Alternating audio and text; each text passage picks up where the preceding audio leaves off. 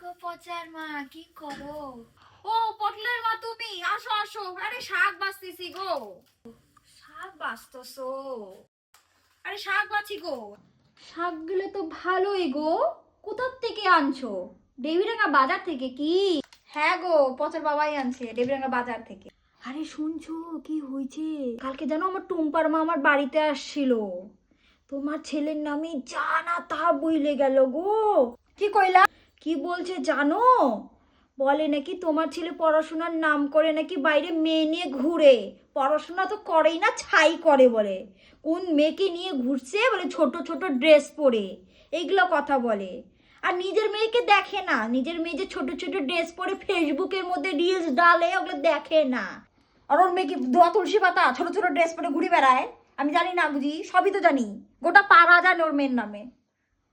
আমার ছেলের নামে এগুলো কয়?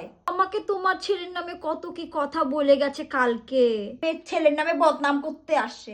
হ্যাঁ, এগুলো কিন্তু কাউকে বইলো না গো, আমি যে তোমাকে এসে বলছি।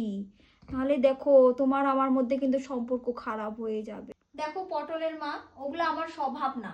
এর কথা ওইদিকে বলা, ওর কথা ওইদিকে বলা। আমি ওগুলো করি না। তো নিশ্চিন্তে থাকো, আমি এগুলো কিচ্ছু করবো না। ঠিক আছে পটলের মা, শাকগুলা কাটতে হবে আমার।